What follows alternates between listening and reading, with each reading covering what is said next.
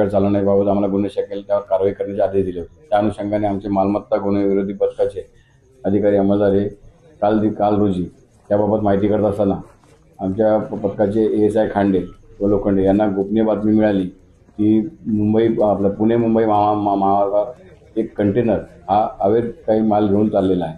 त्या अनुषंगाने आम्ही उडसे टोल नाका या ठिकाणी सापळा असून आमचे PSI गोसावी, खांडे, लोखंडे, बनकर, कोकणे यांनी सदरच्या आमच्या पथकाने त्यांना सदर कंटेनर क्रमांक MS 43Y 742 या कंटेनर संशयित आढळून आले नाही। त्या कंटेनरला ताब्यात घेतले। कंटेनरमधील चालक आणि त्यासोबत असलेले त्या दोघांना ताब्यात घेऊन त्यांच्याकडे विचारणा करता ते संशयास्पद आढळून आले। त्यानंतर कंटेनर उघडून बघितलं असता त्यामध्ये टोटल एक रक्तचंदनाचा लाकडांचा मोठा साठा दिसून आला। त्याबाबतची त्यांना कागदपत्रे विचारले असता त्यांच्याकडे कुठलेही कागदपत्र नसल्याने त्यानंतर मग आम्ही ते जे 2 इसम आहेत त्यातल्या एकाचं नाव आहे राजाराम गायके आणि दुसऱ्याचं नाव आहे हरप्रीत बदाना।